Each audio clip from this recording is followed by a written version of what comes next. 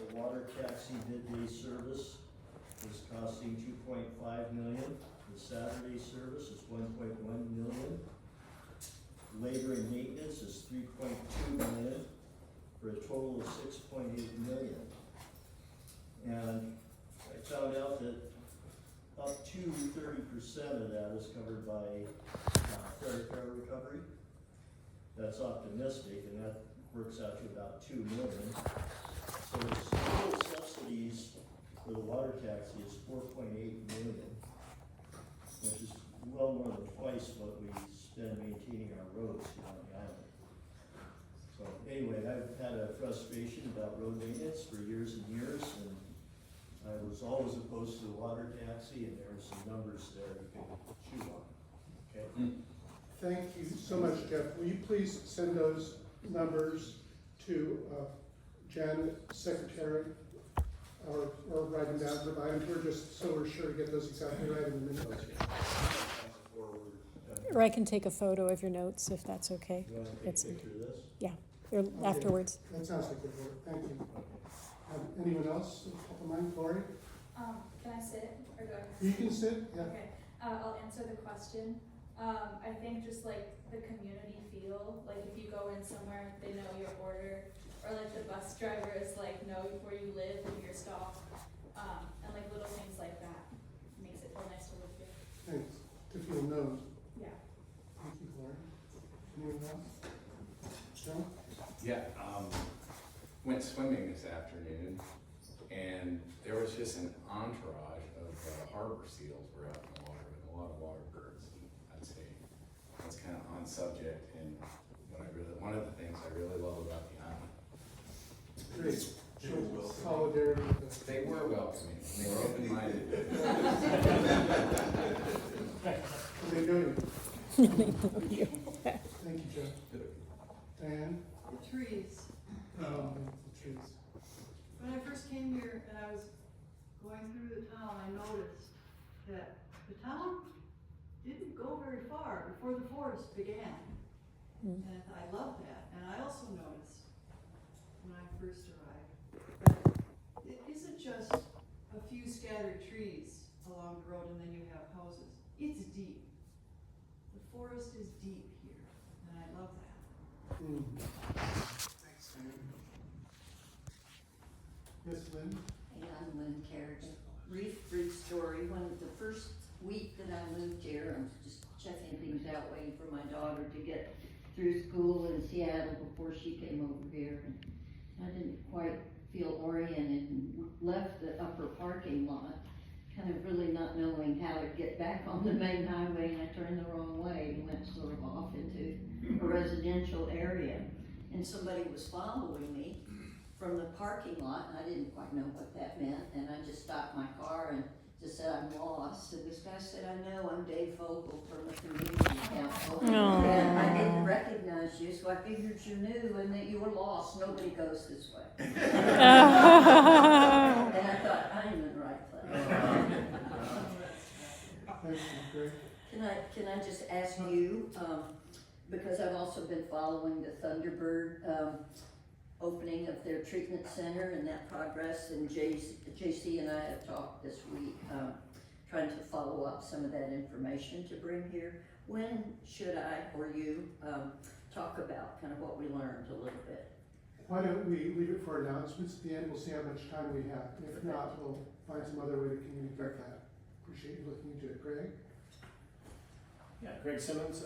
Just want to say it's such an easy connection to nature living here. Just an easy connection. Totally in line with what you were saying. Thank you. Steve, were you going to say? Yeah, I just would like to recognize the wonderful rocks that we have on the beach. The Vashon artist in residence, the 41st rock walk that I've given them today, and the rocks were just sparkling and beautiful. Only because they were wet, of course. That helps a lot. I'll remark too that there's a display at the Heritage Museum of all the rocks you might find on the beaches, and that identifies them, which Steve deserves credit for. And it's interesting in its own right, but also, if you'd like, he'll identify the rocks, pretty shiny rocks on the beach. May I add, there's also Steve has also collected a lot of rocks down at KDI Beach and separated them into different rock types. So when you're down there going by the antenna and you go north along the beach, if you look up above the tide line, you'll see a bunch of rocks there. And one of these days, future geologists will be wondering, where did those come from? Just the cool rocks are up there. Just the cool rocks. The beach is completely denuded. Not so. Anyone else? Yes, sir? I'm Dennis Drews. Nobody's mentioned the beautiful balmy weather we have, so. We have Chris Lampkin on Zoom. Hi, Chris. Thanks for joining us tonight. It's Chris Lampkin from Councilmember Mosqueda's office. Just wanted to say I'm glad to be with you all tonight. Really appreciated the wonderful turnout for the opening of the new food bank location last week. I wanted to share that. Thought that was really great. And also just wanted to share that the Council Transportation Benefit District had a meeting today about potentially figuring out how to get more resources for supporting roads in unincorporated areas. So just wanted to lift that up after hearing the gentleman speak to the issue about needing more support for road maintenance. Hey, that's really great news, Chris. Thank you very much. That's all I can find. Welcome, Joe. Thank you. Anyone else like to speak? Anyone on Zoom? Very well. Are we prepared? Yes, see, we have closed captioning. Is the Zoom recording and AI summarization on? I don't know. I don't know if I know how to do it. Okay, well, at least I know you have it in mind to see if we can get that going. I have a recording on my phone. Are you recording it on your phone? Mm-hmm. Diane, do you know how to do it? I used to. It's tiny. It is tiny.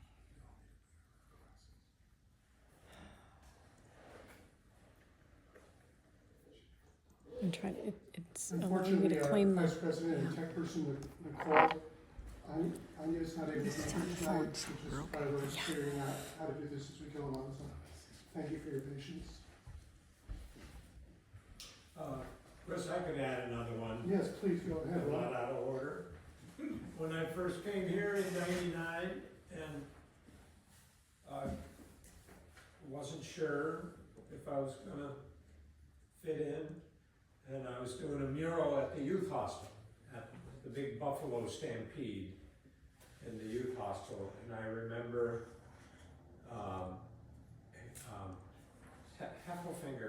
Margaret Heffelfinger talking to me on the phone and just assuring me, you know, she was interviewing me for the arts tour.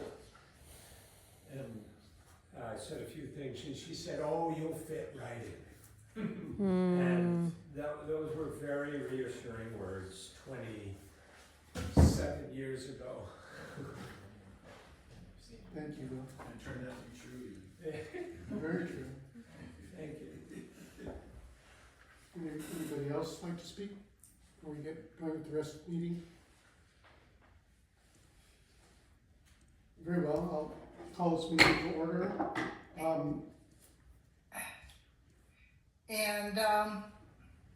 don't know if you can hear me or not. Yes, who is this? Okay, I just wanted to say that we are expecting in our family a 7th generation Islander at the end of April or beginning of May.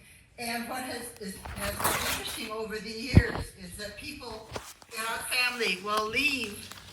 One of my daughters was gone for 23 years, another was gone for 8 or so. My granddaughter was gone for 5 or 6 years. I was gone for 18 years, but we always come back to the island. And there's just something, it gets in your blood eventually. I just wanted to mention that be careful, because you'll find yourself coming back and your kids coming back, and pretty soon you'll be creating a generational family also. Thank you very much, Sue. I'm glad you added that.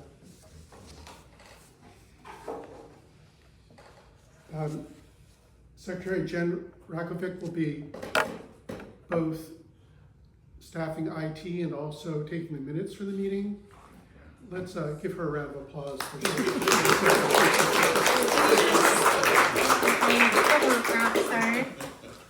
And Kavi Rana and I will be counting the votes. And I'd like other board members in attendance to briefly introduce yourself, please. I'm Mike Carmen. I've been here off and on since 1985. My name's Doug Ostrom, and I actually was born on the island, but I was, as Sue Weston said, I was gone for 20, 30 years in between, so now I'm back. Kavi? I'm Kavi. I've lived on the island 20 years now. I grew up here and excited to be here. Kavi's our, one of our new board members. Oh, yeah. Jen? Jen Rakovic. I'm secretary. J.C. Graham, I'm serving as president. And what board members do we have on Zoom? Ann, Jessica, Nicole. Okay, will those of you on Hi. board members on Zoom introduce yourselves, please?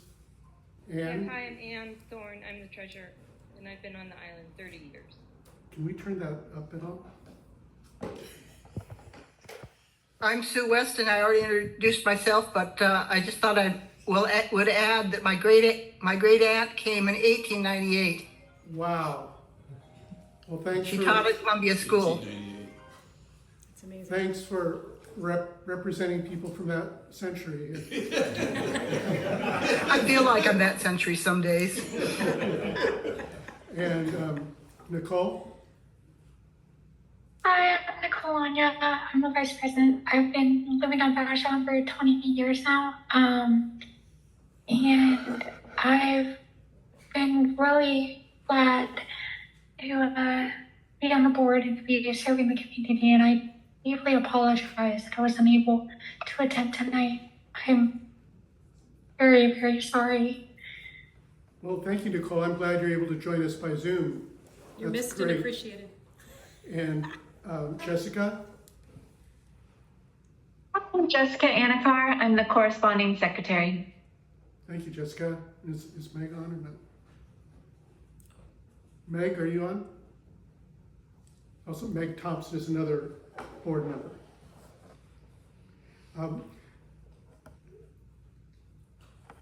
For our quorum, we need 25 voting council members minimum. And if you've recently joined, you'll know your membership's been processed if you received a welcome email from Debbie Jackson. So we just need to count the members who are here. We use good faith voting, and both in person and on Zoom count toward our quorum. So if you're a voting member, will you please prominently raise your hands?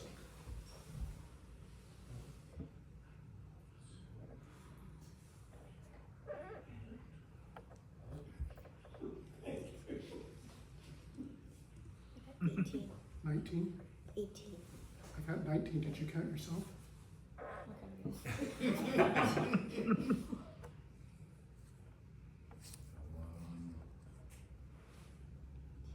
19. Okay. And on Zoom, yes, you can use reactions to hold your hand up on Zoom. I don't see the total. Are we showing that somewhere? I don't know. Keep your hands up, please. It's like 19. Usually we have a total. I'm not logged in as administrator, so that's the Oh, I see. So let's just go down and count how many hands we have. 12 or 13.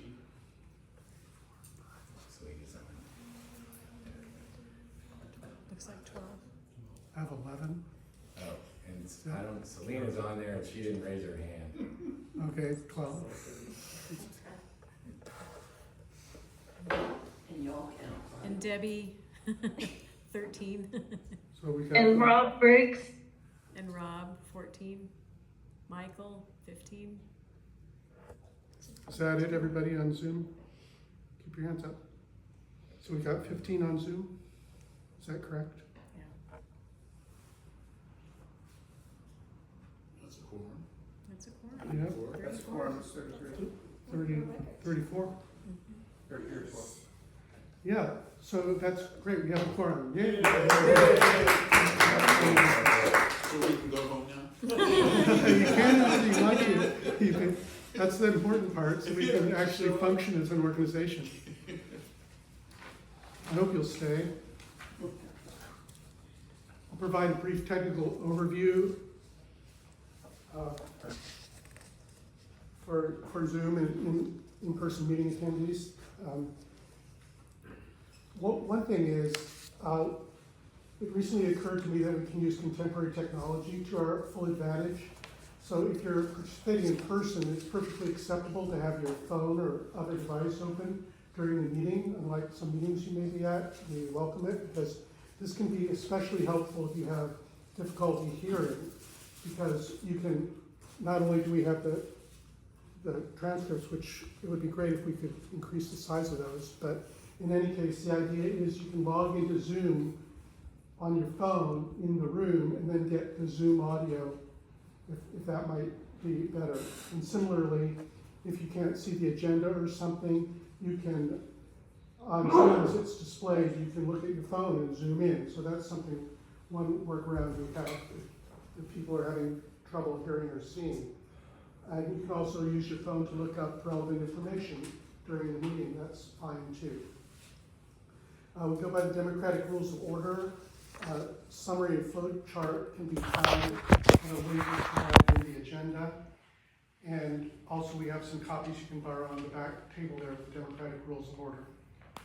And please raise your hand to speak to a motion or participate in open discussion, and lower your hand, especially on Zoom, after you've been recognized to speak or no longer wish to speak.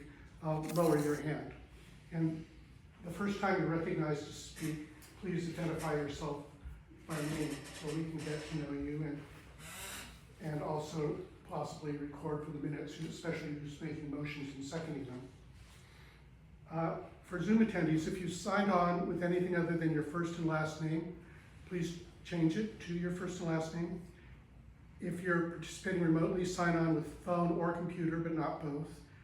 Stay muted unless you're speaking on Zoom so we can know who you are. And please be advised that questions on chat may not be answered. If someone wishes to take on the task of speaking for the person chatting, you're welcome to do that. Any questions? We'll begin with the reading of the land acknowledgement, and Drew Croft has offered to read that. Acknowledgement C. We acknowledge the people of the Puyallup tribe and that we are on their traditional land. We gratefully honor the Puyallup and commit to building relationships with the homelands of the Puyallup tribe. We commit to stewarding the land in partnership and preventing the erasure of the Twilshoot Seed language and the history of the Puyallup people. Thank you very much, Drew. I'm sorry, what was your name again? Drew Krah, K-R-A-H. Thank you. Briefly cover some rules of conduct. The council's committed to conducting its meetings in a civil, respectful, and courteous manner. We expect all participants to demonstrate common courtesy and respect toward fellow islanders and guests. As we continue to build our new council, we're dedicated to creating a safe and healing space to address our shared interests. Rudeness, personal criticism, and ridicule, including in online chat contributions, are just not acceptable and will not be tolerated. So please keep your remarks focused on the issues, not on the individuals. As I said, only members can vote. We practice good faith voting, meaning that you're trusted to vote and make motions, second motions, and make amendments only if you are a VMCC member. So as is customary, please let's have a show of hands to demonstrate your intent to honor good faith voting and the rules of conduct. Thank you, everybody. And thank you, we're here because we're truly stronger together. First order of business is to finalize the minutes of the previous council meeting, which was February 19th. Jen, would you hit the high points of this, please?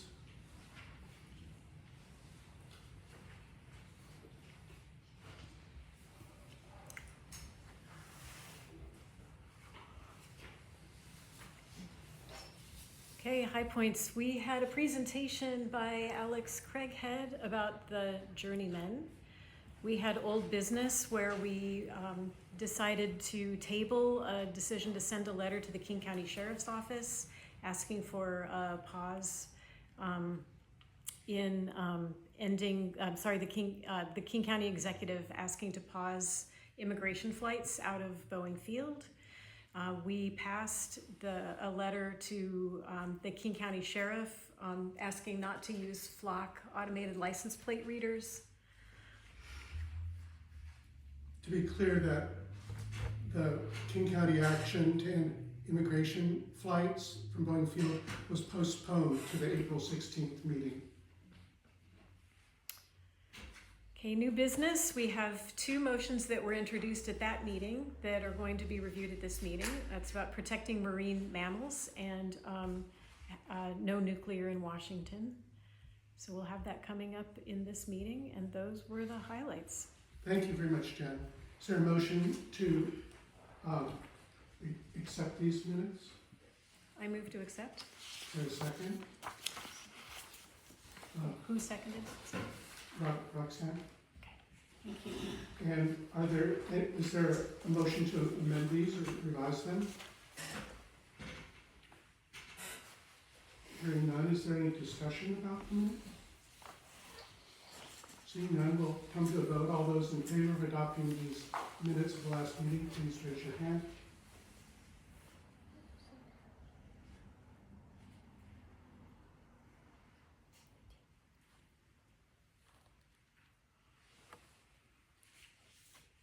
$18? 19. I don't Oh, vote on this, 18. just for purposes of quorum. Okay, 18. And online? 1, 2, 3, 4, What is that last 5, one? 6. Oh, 12, pardon me. Did you say you're putting it in chat?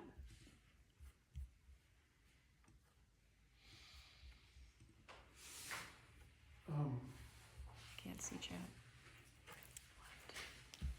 I counted 11. Is that what you got? 11. Oh, one there. Has everybody on Zoom voted? I counted 11 too on Zoom. Okay. All those opposed, raise your hand. You can put your hands down unless you're voting opposed. Jen, you want to put your hand down? Oh. And Tanya? Okay, none, I guess. None opposed? So I have 29 in favor and none opposed. Yes. So we got covered. Thank you. The next item of the agenda is we'll finalize the agenda for this council meeting, March 19th, 2026. Do we need to do it twice? Well, Once is proposed and... yeah. Yes. First, we'll move to adopt it as it was sent out, and then there's a revision that was made that we'll also vote on in a subsequent step. So is there a motion to accept the agenda as it was sent out? Yes. Joe? Accept it as it was sent out. I'll second. And Sue, Letzinger, I second. what's your name? Sue. Sue. Oh, Sue. And is there a discussion on this? So let's do it this way. The only change was to reverse the items of the 2 motions because at the last meeting, the protecting marine mammals was a great discussion. It used up almost all of our time, and no nuclear just got a few minutes. We want to be sure it has enough time this meeting, so for the sake of even-handedness, we reverse those. So is there a motion to accept that revision? Oh. Diane? Yeah, I move to accept it. Okay, Mike and Nicole seconded. Is there any discussion about that, Ms. Lynn? Quick question, are these action items that will be voted on today, or is it only discussion and voting later? We have the potential of voting on them today, and that's likely what will happen, but other options are possible. They can be referred to a committee or postponed or various things. But yeah, they're on they were introduced and moved last meeting. Is there any discussion? So are we gonna talk about this nuclear issue then? Yeah, we're just talking about the agenda right now, and really which of these we should talk about first. So it's the suggested revisions to talk about the nuclear issue first. So all those in favor of that, please raise your hand.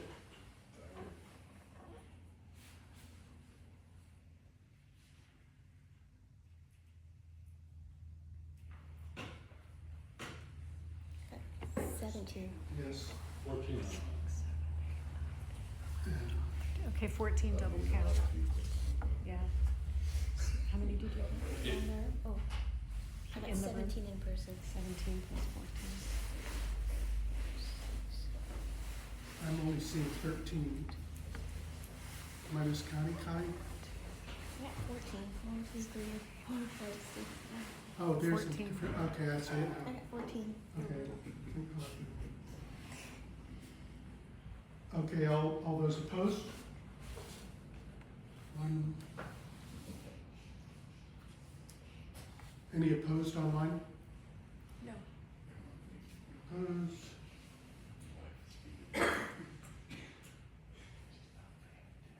$31 plus 1 Yeah. versus 1? Yeah, versus 1.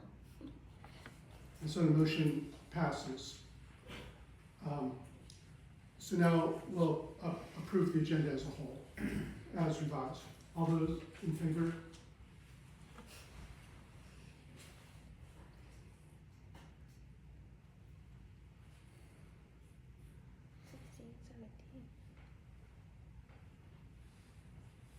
Are you voting? No, I don't Okay, vote. 17. Only reason I vote is to break a tie if that's necessary. Oh, okay. But you raise your hand, so I'll know whether to count you or not. Oh, I did. Yeah, sorry. Online, let's see how many we have. 13. 13. 13. Yep. Okay, so that's 30. You can put your hands down now on Zoom. And all those opposed? 0. Okay, so the agenda as revised is adopted. Thank you all for bearing with that. It always seems a little tedious to me, and yet that's such a critical part of our democratic process because the council has the ultimate authority to set the agenda and what we talk about. So it's really important that we religiously stand up that.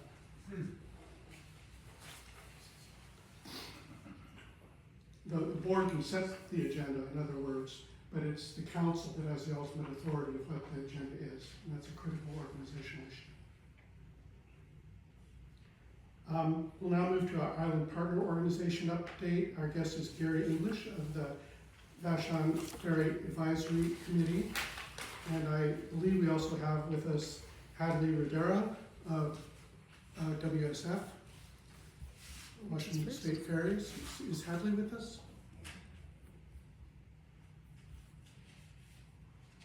Well, in any case, Hadley, hope to join us. But this is the wrong presentation. I like that better. Yeah, so you all know.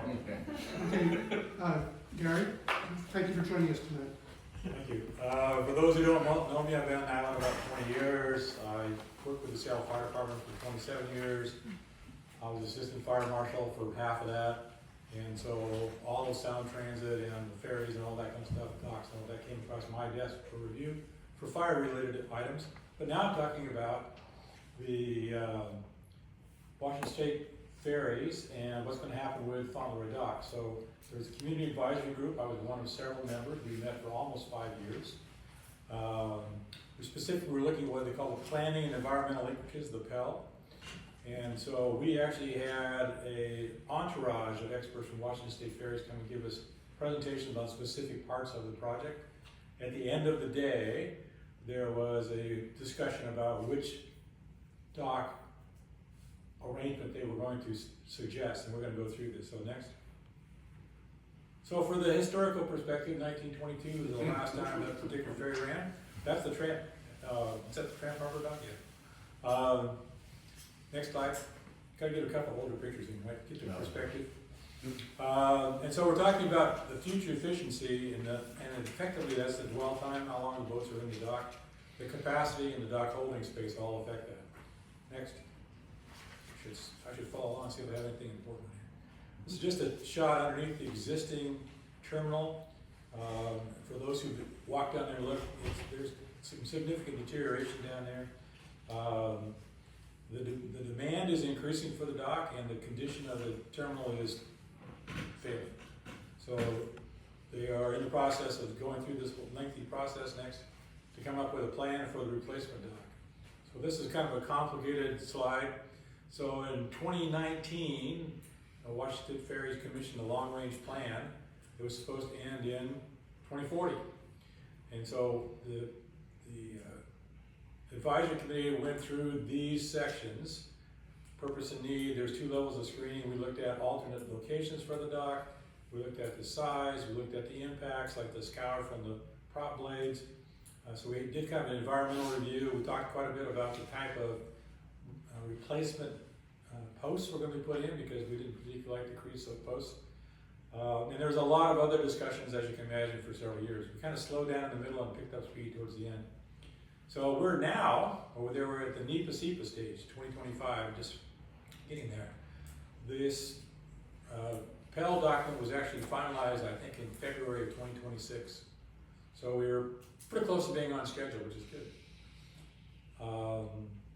And the plan is that the new terminal will be done by 2031. I've worked with a lot of different agencies. I can tell you that won't happen. Most of you probably understand that as well. But they're shooting for it, and they're actually moving pretty quickly in a lot of ways. Next. This is fun. Fauntleroy. Within them. So we all looked at a bunch of different alternatives that were proposed. Essentially, it was a rebuild of existing, rebuild with some additions, kind of width and a little bit of length, and we ended up with, I would say there like a dozen different alternatives that we looked at, pretty much in depth. One of the things we were looking at was, the advisory committee was looking at the capacity on the dock, because our belief was that there may be more demand than they have anticipated, and we don't want to be in a situation of having an undersized dock. Keep in mind that even if they build a really large dock, the demand will still be such that we're still going to have cars out on Fauntleroy. There is no option that takes all the cars off the dock. So right now they're looking at 124 to 155 dock cars on the dock, and the longer, narrower footprint, which you'll see in a minute, is basically designed to avoid impacts to Cove Park, which is kind of down on the lower north side. Next slide. You guys can raise hands if you have questions. So this is an easy comparison. The top slide is existing. The bottom slide are the 2 alternatives, B and B3, and the yellow arrow shows where the existing dock would be if it was superimposed on the proposed new dock. 2 things to keep in mind. One is it is bigger, it's wider and longer. The wider and longer dock allows more cars to be parked on the dock. The advantage of that is that the more cars that are parked on the dock, the less the dwell time is, i.e. how long the boat has to wait to fill up. We'll talk about that more in a minute. Go ahead. May I ask what the oval is and what all the little symbols are? The left oval there is actually a boat. Oh, I get it. Okay. And then the other ones are the dock. Yeah, the dolphins. It's dolphins. Okay. And the white one is the existing right dock. Right. So it's the superimposed helps it a little bit. And next slide. So now the capacity on that dock is 88 or 86, depending on who you talk to, and that's kind of a mixed bag because we know we have large trucks that come across. The future capacity would be 124. However, there is discussion, might go from 124 up to 155. The proposals are B and B3, and so there's some differences in capacity. There's also consideration in the discussions, they're not actually promoting this, there's also discussions about a future second dock. Yeah. So the future second dock is really a derivative of how many cars and other motorized vehicles are coming back and forth on the ferries. The bigger boats, the Jumbo and the Jumbo Mark II, won't fit. The 188, well, they'll fit on the dock, they'll fit the dock, but they won't fit for the capacity of the cars. But they're not planning at this time of running the Jumbos into Fauntleroy. I think they have a bigger demand for them north. So Those are like the Bainbridge. Bainbridge, yeah, those boats. And interestingly enough, their demand is passengers. Our demand is cars. Right? So if you think about it, I said, well, you should just build a really big boat, just put people on it. Don't even take the cars across. They didn't like some of my suggestions. Go ahead. Yeah. 2 docks side by side, is that what you mentioned? They said there's a consideration for a future second dock. But And it'd be parallel to the other one? Near. Parallel, I don't know. We never got into that detail. It'd be like this. Well, I think if you can go back a couple slides, right there. So if you see that, and then you go back again. Oh, like a Y shape. Yeah, go back again. Sorry, I think we skipped it. There is a plan, it's coming up in a couple slides. There is when they do the reconstruction and rebuild, you'll see that there's a plan for a new temporary dock. Oh, as they build the new. Because they're gonna, let's go to the next slide, we're gonna get ahead of ourselves. So this is kind of a summation of a whole lot of different things. The blue is the water level. So right now in 2026, it is what it is. In 2040, when they get this done, it'll be a 3 to 12 inch potential rise in sea level. In 2090, 1.5 to 2.5 feet. So one of the things they're doing is in the plan is they're going to raise the new dock. It won't stay at this level. It'll be higher. Which is fun, except when you try and drive from dock A to dock B, it's like it's 2 feet down there. And one of the other things that they said is that they expect the ridership to increase by about 37% going to Southworth and 19% going to Vashon, 10% just Vashon back and forth. In 2040. So my question was, we did a long-range plan that was only until 2040. What happens in 2050, 2060, 2070? Because in my vision, a long-range plan tends to be like a 50-year thing. They're doing a 21-year plan. Doesn't mean it can't be changed, and I'm going to go talk about changes in a second. Next. Some Fauntleroy future stuff. That's a different slide. They are planning. This is a different slide. I think I cut it out. This is actually an older slide deck. So in the long distance future, they're planning on electric vehicles. Those vehicles will be hybrid electric. There'll be about 160 vehicle capacity. So a little more than what we're talking about. There was a discussion in one of the meetings. I said, well, what's going to happen when we have more and more demand? And the dock can't be bigger. We can't run more boats. We only have 3. They said, well, the expectation is that there will be a greater demand for mass transit. So if you think about it, the Bremerton boat is not really a car boat. It's a passenger boat with cars. So the same thing could happen here. We could see a lot more passengers. To do that, we need more buses. Next. This is one of the upgrades that's happening soon, spring of 2026, and I'm looking out the window every day. Lights. So the idea is that as part of this would be an intersection upgrade to put lights. How it would work, I'm not exactly certain, but I think the trick is that the incoming boat would trigger the lights to give the offloading boat priority for the lights. It was just announced that that work won't actually happen until fall. Fall of 26. 26? Yep. 26. I always like looking at it in terms Email of years. from Washington State Fairs. Yeah, good, thank you. Next. So this is the construction phasing starting, they say, in 2028. There's still quite a bit of meetings to go on. This is phase 1, 18 to 21 months. Essentially, they would remove a couple lanes on the north side of the existing dock and then build additional new lanes in replacement of that. And if you see, they're going to build a north half of the dock and a temporary ferry slip, which is what we call the Y up there. And so that would be the new temporary ferry slip being used while we go to the next slide. And they're going to tear out the existing dock that was left from the first group. So we're going to take all those out. And there'll be a new temporary waiting room at the far end of the dock. And, let's see. And I will talk a little bit about the impacts of that. In the next slide, there's actually a couple other phases in there, but, when they get to the end, which is, I forget what year it is now, they're gonna put it all back together, and you see, if you, all superimposed again, it's a longer and wider dock. And that gives us greater capacity on the dock. The theory is that if you can actually have all your cars on the dock that are pre-ticketed, when the boat comes in and offloads, you just run the cars on. You don't have to wait for anybody to come through the ticket booth. Next slide. This is the wrong slide. Yeah, sorry, I sent you one that's like a month old. The good to go, wave to go passes are not going to be an option. The passenger overhead loading is not feasible in this plan. So neither of those are going to occur. Go ahead. Can I ask a question? Sure. So, why didn't they go with the bigger option right now? Why didn't they go with a bigger option now? Why didn't they go with the C dock? Yeah. Good question, ask them. No, but you were there. I was there, and we made our input, and the Vashon Advisory Committee recommended option C, big dock. And what? Wash State Fairs came back and said, we're gonna go with either B or B3. Because? Because that's their decision. There were no reasons to? They gave a lot of reasons. Okay. Cost, time, impacts, I don't have them all listed up here. Okay. And I'm on the wrong slide deck, right, show you some. I'm Good sorry. question. I'm just sorry we got the wrong slide deck somehow. Yeah, it's my fault, I think I sent the wrong one. Go ahead, it's not that much different. Go ahead.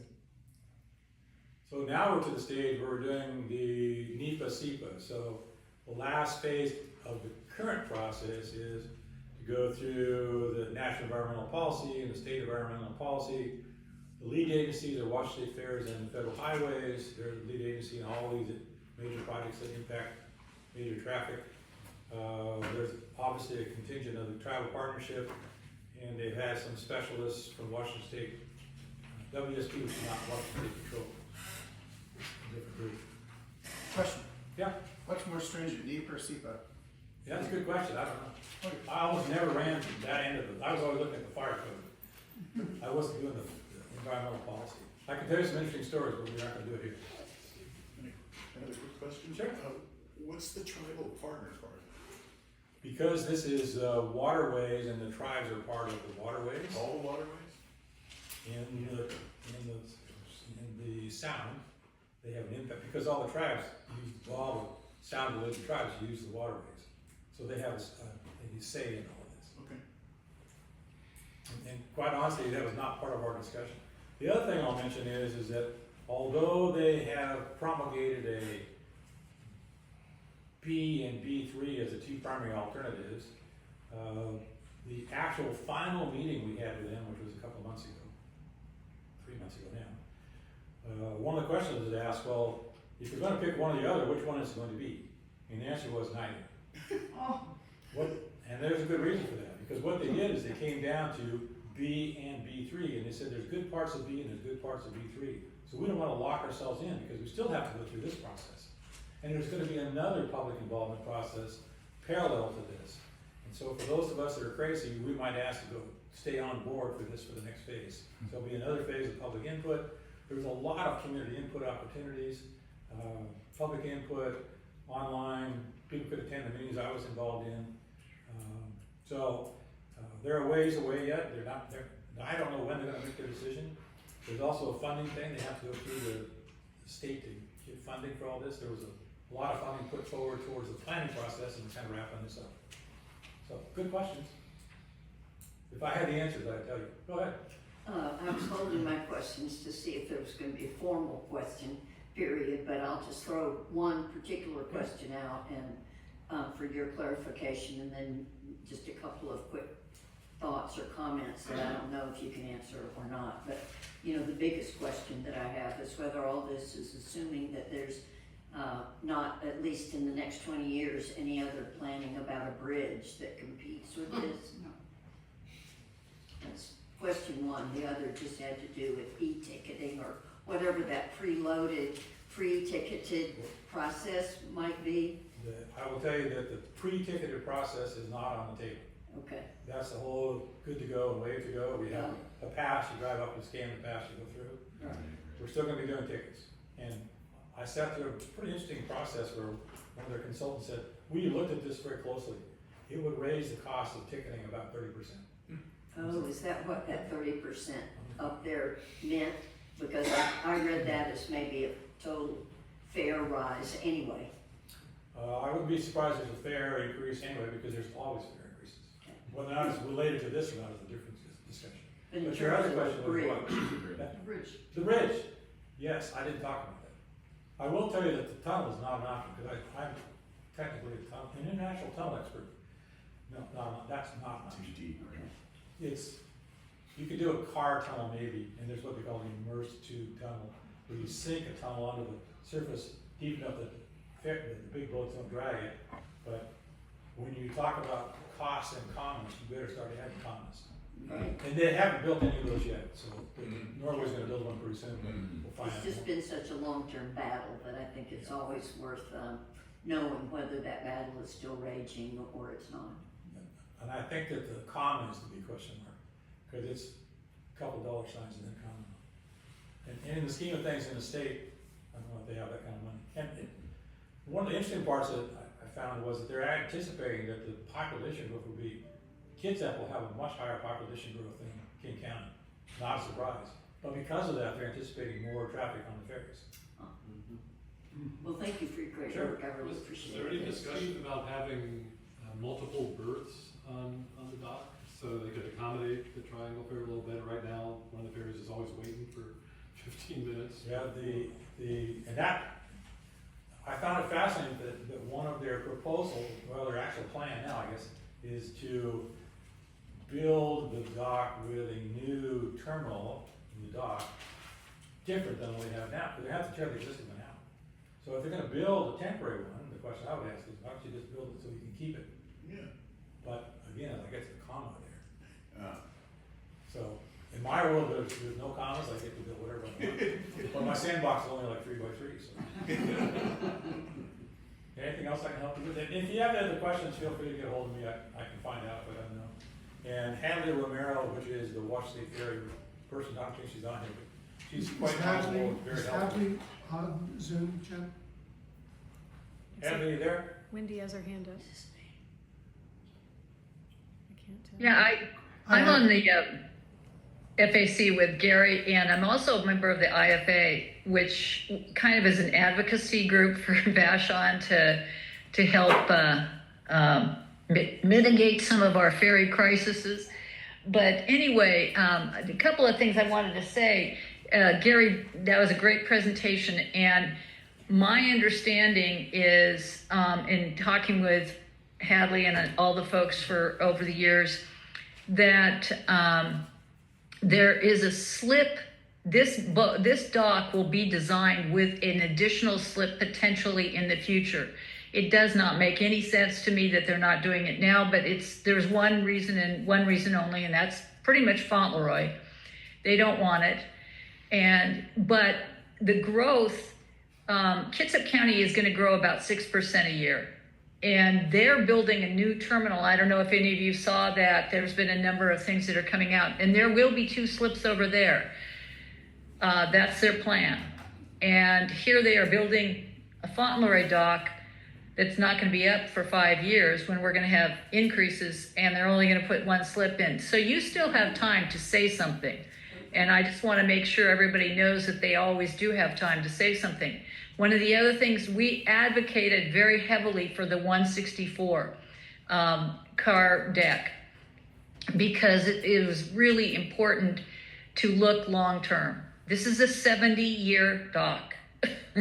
And the new boats that they're building are most likely the Olympic class size, which are 160 some odd car vessels. And so it doesn't make sense to build a dock that doesn't. They have their own rule of thumb that you build docks to handle 1.5 size of what number of cars that can work on that particular dock. So it's a little bit odd to me that they've come up with a lower number. It's still open for debate. As Gary said, they're between 124 and 155, but they could go more. As to money, there is the money in the budget for this dock, so as long as it isn't too out of bounds, I think there's 91 million. Gary, if that number stands with me, is what the number is.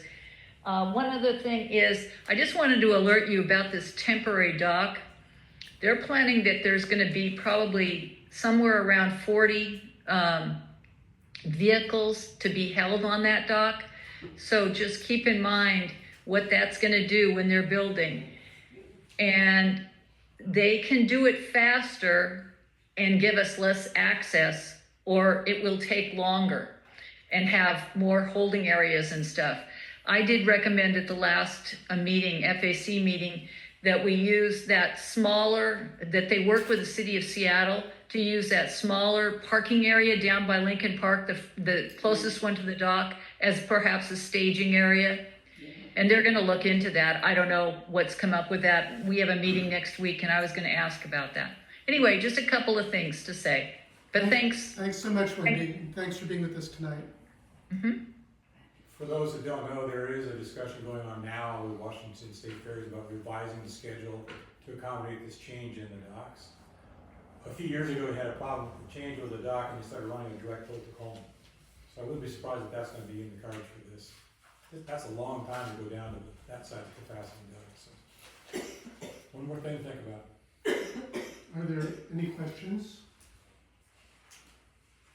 Yes, Doug? Yeah, when I was extremely young, like a preschooler, I actually rode on a ferry that was not a Washington State ferry to Vashon Island. And I'm wondering, and at the time, the Washington State Ferries was founded partly because of the complaints of people in Vashon, but also, it was also considered a temporary solution. And I assumed that it meant temporary because there was an assumption we were going to build a bridge. But what I'm wondering now is anyone seriously thinking about any other alternatives, like privatization of the whole system or something? Because it sounds as if for the next 70 years we're stuck with these docks, ever bigger ferries, and that's it. We're not really thinking about profound changes of the sort that were implemented in around, when was it, 1948, something like that. I do remember that there was this great picture of the people that took over the private ferry boat at the north end. The Blackball line. Right. And there was a discussion and Washington State Ferries took over some of those boats, the Steel Electrics, and if you recall, those were taken out of service by the Coast Guard because the Washington State Ferries didn't have money to replace them. So we can go off, I think that you have a really good point. I don't know how we can impact this other than going beyond the scope of what this is doing. This scope is replacing the Fauntleroy Ferry Dock. Whether or not it's the best choice, that's a different discussion. No, I guess my point, among other things, is we're talking about 70 years. We're locked into the system for the next 70 years. Sounds like. And to me, the question was, what could we do to get the cars off the boat? That's where our problem is. It's not the people, it's the cars. So if you take the model of the Bremerton runs, which is a bunch of cars, but a lot more people, then that needs to be looked at in my mind. Different discussion. If you come up with a solution, I'll be over there at the bar. We need to keep going on this, guys. Are there any questions? Sport. Yes, Jeff? Yeah, we're talking about, 6% growth over on the Kitsap Peninsula, and I don't know what our percentage of growth is gonna be here on Vashon Island. But, all my life, we've been coping with growth and what to do about it. And where will that end? Is anybody thinking about, how do we put the brakes on growth so that we can, have the people we have and not just get overwhelmed with more and more? Where does it end? So the same projection that gave us the 37% in the ridership for Southwest also gave us a 19% increase in Vashon ridership by 2040. That's a lot. That's a lot. And they didn't even try and give me that 50-year thing, so.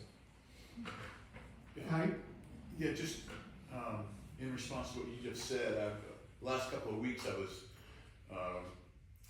researching the community council at the library, not the library, the Heritage Museum, and I came across a lot of documents there, and the vast majority of them have to do with island growth planning.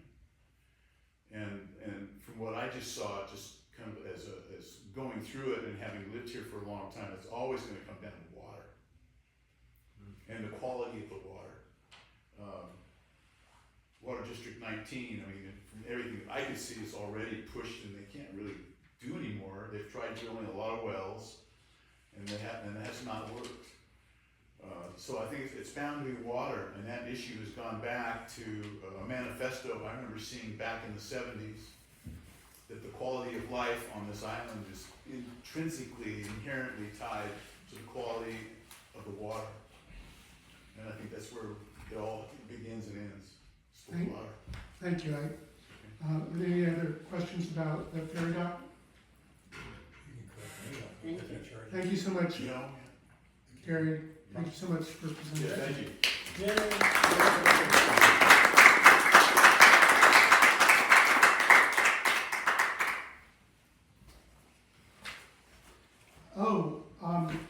I need to invite you to consider becoming a sector liaison for the commuter sector. For anyone here or also on Zoom, we have 13 different sectors in this organization.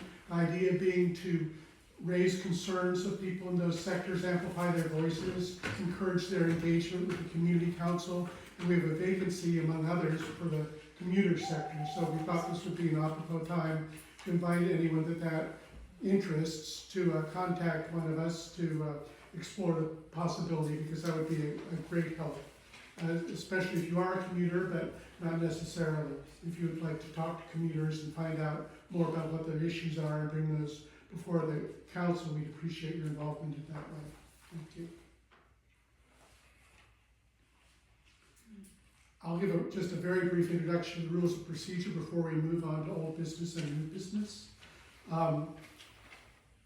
The way the democratic rules of order works is that a member can make a motion. If it's seconded, if it's a substantive motion, it'll just be read into the minutes and we'll deal with it at the next meeting. Also, amendments can be made, but you can't make amendments to amendments. We just consider amendments one at a time. At any time, a member may raise a point of order, which has to do with process. If you think we're not following the rules or procedure correctly, you can rise to a point of order that will immediately be recognized. I'll make an initial ruling, and then again, that ultimate authority to how to resolve that rests in the hands of the council. If you're a guest, we welcome you to participate in the discussion, and also you can rise to a point of information if you'd like some clarification about what is going on. Again, there are democratic rules of procedure books back on the table if you'd like to reference one. Are there any questions about this? Yes, Diane? Point of information, I just want to remind everybody that when he talks about the council, he's not talking about the board. He's talking about us. No, that's important. Thank you. You're welcome. We are the council. This is the council here, assembled here and on Zoom. And furthermore, we've been moving into an action-oriented council. So it's really the council that is driving this and has the authority, and the board provides some strategic planning and some administrative services and tries to host you here as well as possible. But it's really, this organization is in the hands of you all. So I appreciate you stepping up to assume that responsibility. Thank you, Diane. We'll move to old business. The first one is no nuclear in Washington resolution.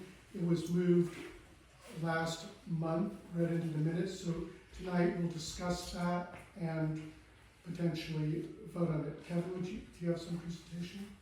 I have things to say. Please go ahead. So you want me up here? Wherever you're most comfortable. Okay, thank you. My name is Kevin Jones. I'm with the Vashon Climate Action Group in Vashon. I'm also the Environment Climate Liaison, as Jason just mentioned, about those sectors, so you could volunteer to be part of it. Joe, my proposal initially to JC was they split that 40 minutes, 20-20 between the two of us, but here we are. Appreciate your accommodation. What I'd like to do is talk about this motion and the rationale for it is many of us who share concerns about the health and safety of our communities, affordability, energy resilience, sustainability, and the environment in general. We're surprised and shocked that our Washington State U.S. House of Representatives, Joe Fitzgibbon, would sponsor a bill that would add something called advanced nuclear energy into the state energy policy based on an 8-month study of small modular nuclear reactors, of which none are operational in the country. And most recently in 2017 and 2023, small modular reactor developments were shut down due to severe cost overruns. Anybody here remember whoops? Yeah. Okay, I figured you might. It turns out that many progressive state leaders also supported this legislation. Some followed Joe's lead. Others perhaps were swayed by testimony from the pro-nuclear industry, which contained some claims that are just not true and some that verged on fantasy. That somehow nuclear waste is no longer dangerous, that nuclear power is affordable. If you look at those who do these cost projections, nuclear energy is much more expensive than wind or solar, which has come down in price very substantially. Let's see, the cost of energy is one of the most expensive options if you go with nuclear, if you look at Lazard's levelized cost of energy.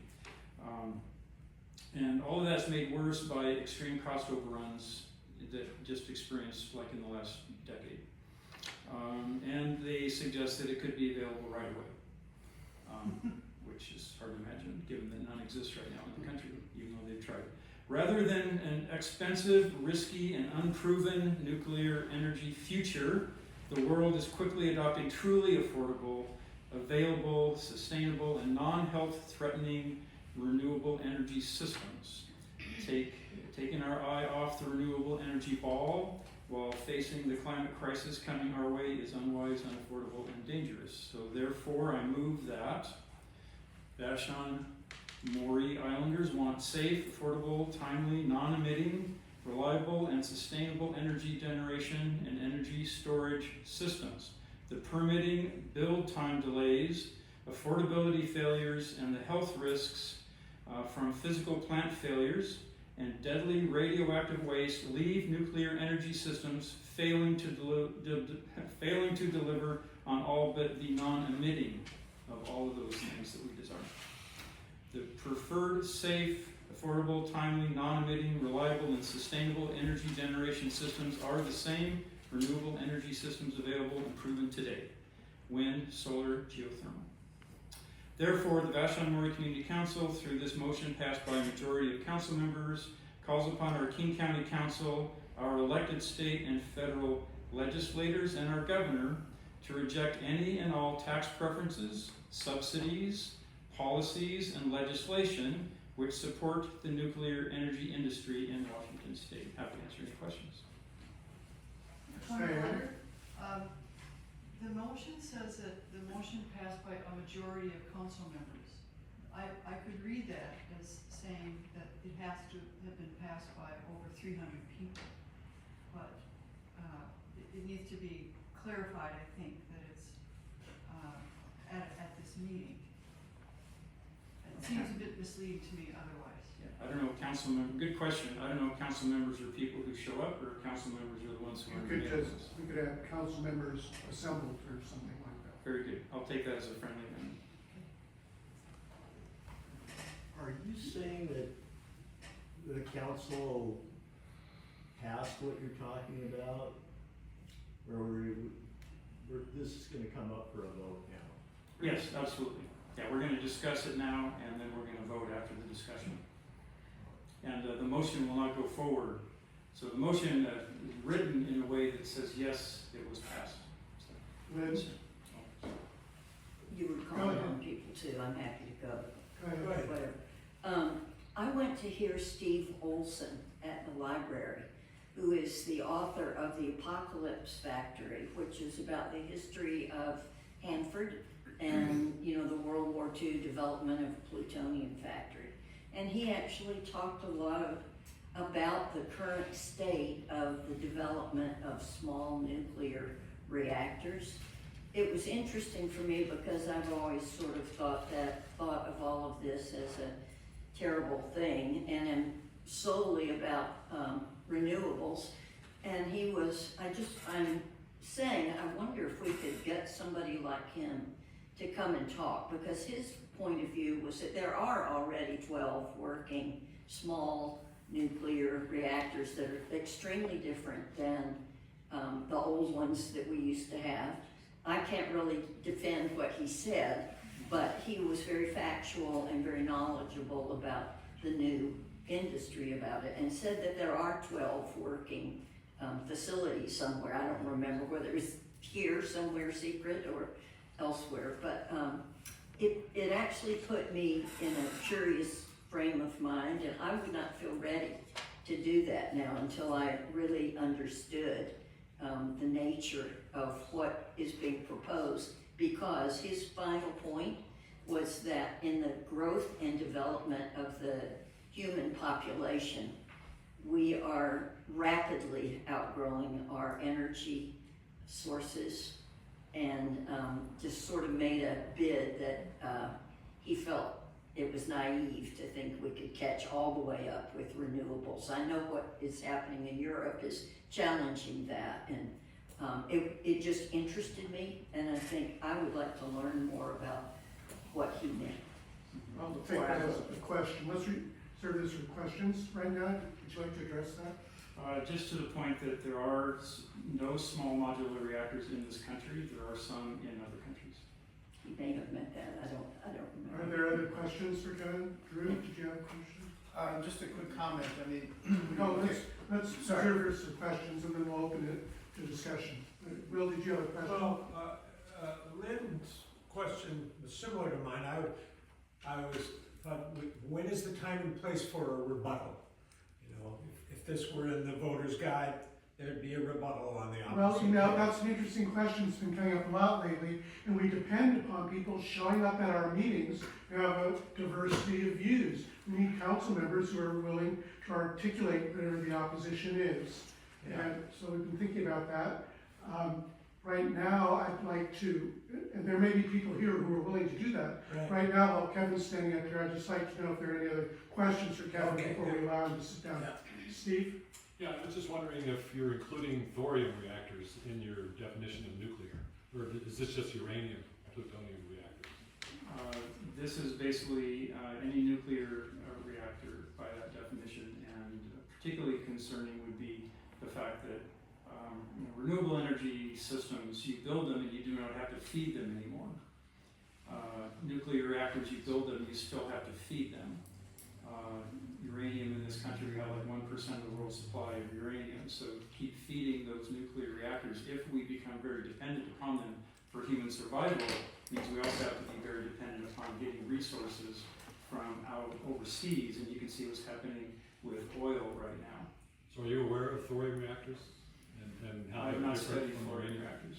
They're totally different. There's 3 times as much thorium on the planet as uranium, and they have minimal nuclear waste as compared to the uranium. It's a totally different ballgame. The first reactors built by Los Alamos in the 40s were thorium reactors, but then they chose to go with uranium plutonium because of the bomb potential. And thorium is a lot safer, very different. India's now trying to build some thorium liquid salt reactors In China. So I don't know that we should throw the baby out with the bathwater here. I think we might want to limit our discussion to uranium, plutonium type nuclear reactors in discussions. Hold that idea. Are there any other questions for Kevin? Yeah, Drew? Yes, do you not count as small nuclear reactors the submarine reactors here and the submarine reactors in Maine? What we're talking about here is not supporting additional taxpayer money to go to nuclear reactors, no special provisions for nuclear reactors, no legislation that supports nuclear reactors in Washington. There will be other nuclear facilities in the world. We're talking about Washington State. Yes, Mike? So we've been waiting for so long for the federal government to clean up the waste at Hanford. And any of these reactors is going to create more waste with a very high level of toxicity and a very high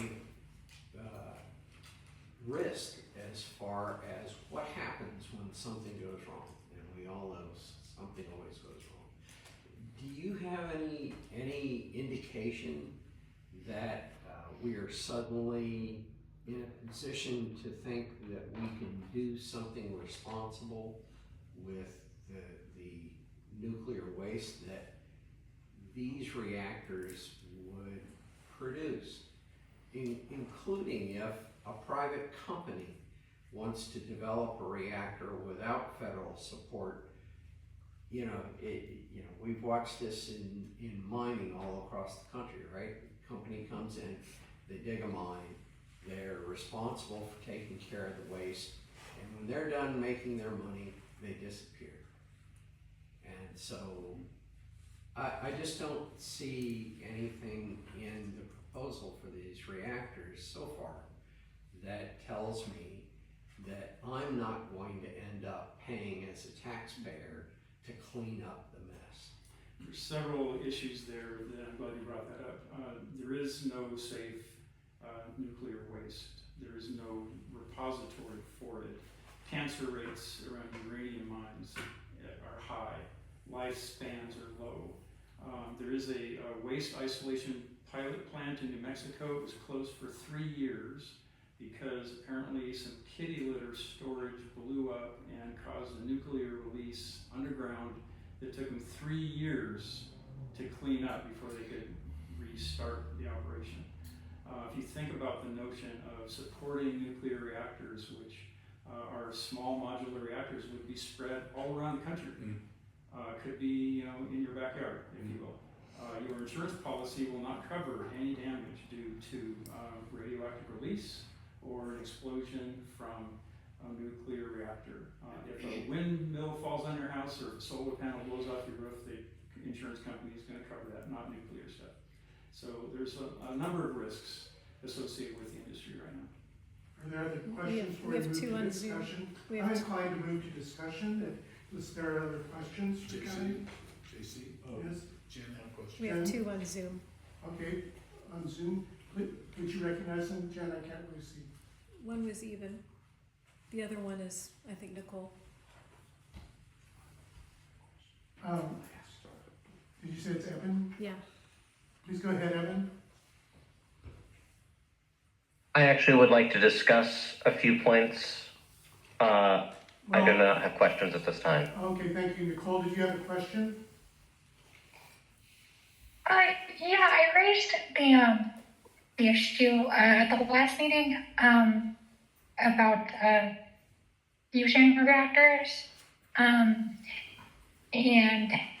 wasn't really given time to discuss that. And also, I would err on the side of caution on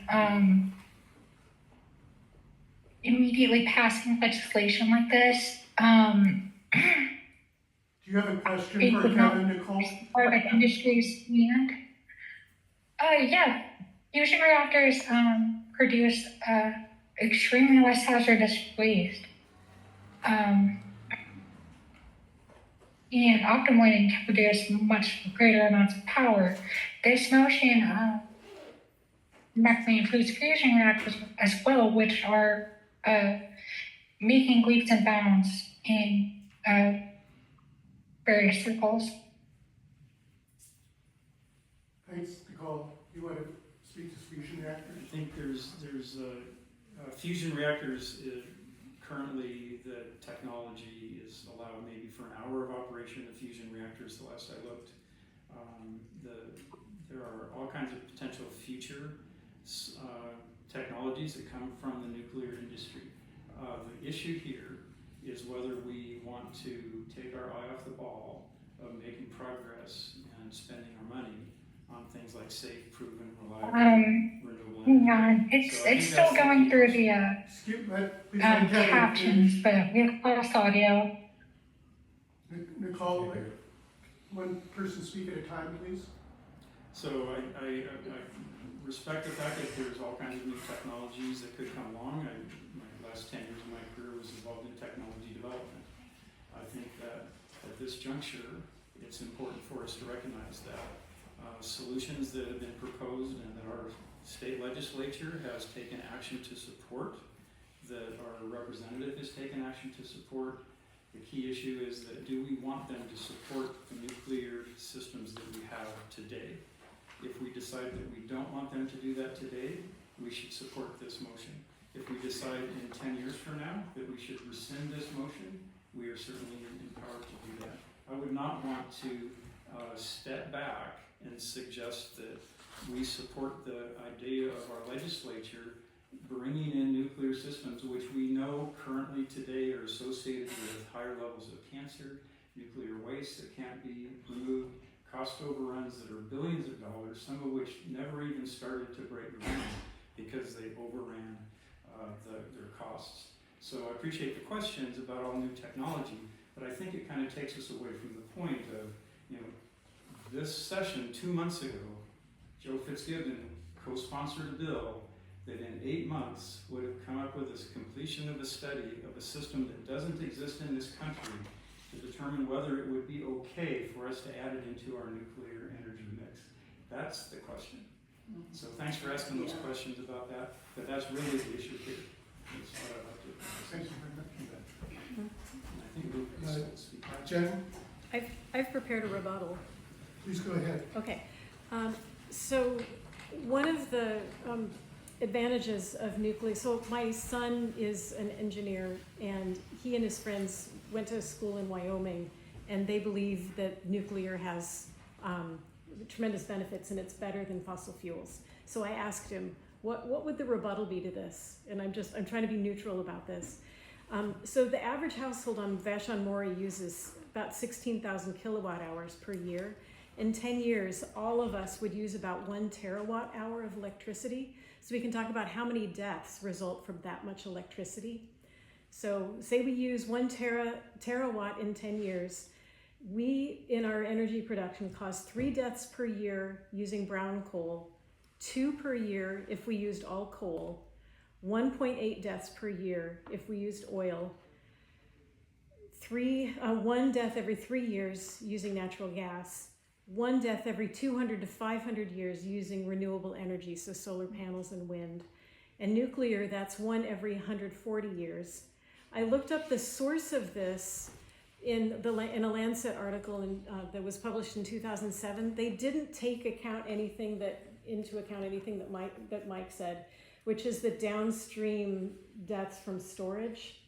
And the extrapolation of safety, most of the nuclear power plants are on the coast, and there's a really steep drop off in cancer rates, like it's really high close to the nuclear power plant, and then it drops off.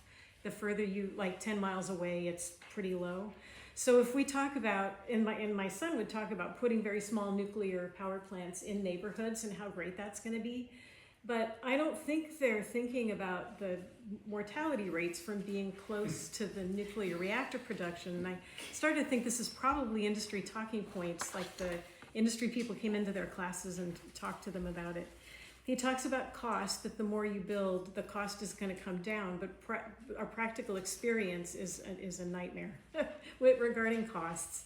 The emissions, they produce a lot fewer carbon emissions than, nuclear has a lot fewer carbon emissions than the fossil fuels. In my lifetime, if I were to burn only coal energy, I would need 144 tons of coal.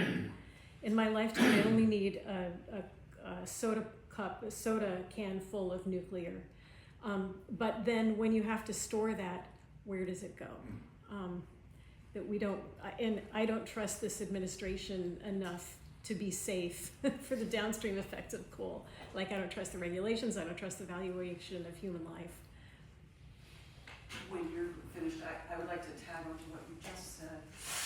Are you finished? Yeah, that's good enough. Yeah. My name is Julie. Julie, I'm sorry, get your name wrong. My name is Julie Brown. As Jen just said, she doesn't trust this administration. I think it is possible, particularly since it's an evolving technology, to debate the pros and cons of nuclear energy, into the next millennium. That, I think, is not the essence of Kevin's, if I'm being correct here, the essence of Kevin's motion. We are not in a political position right now, given, for example, what the first 4 of these reactors would do. The first 4 of these reactors would apparently, and this is in the appended material in Kevin's motion, would actually go to, we'd build them, but they would actually go to powering Amazon data centers. So we'd be building them. Powering what? Amazon data centers. Amazon would get the benefit. We'd get the cleanup. I mean, in a hypothetical situation, given the political scenario right now, given that our Democratic representative in the House legislature, Joe Fitzgibbon, has decided that this is a great idea, I'm worried. The Trump administration has rolled back all kinds of protections, including one, I believe, that's also mentioned in the appendix about a secret, are we surprised, secret plan to change the way nuclear energy is cleaned up, am I right? And the Trump family is investing $6 billion in energy systems that also have funding from the Russian interests as well. Right, so it's about the benefits, and we might benefit a little for a little bit of time, but in this environment of just rampant corruption and oligarchs taking it all, I think it's a bad idea. I'm worried that someone who supposedly represents our interests is kind of being tempted by this idea that Amazon would get these data centers, all their energy built. It's not a good idea right now. It might be in 10 years. Here. I'd like to recognize Evan since I put him off a little bit ago. Yeah, he's good. Can you hear me? Yes. Okay, so I would say that I really applaud who was just speaking. Thank you. If we could trust that our government would act responsibly, then I would probably say that conventional nuclear reactors what you have to understand is that in a day, the amount of energy that's used fluctuates a lot.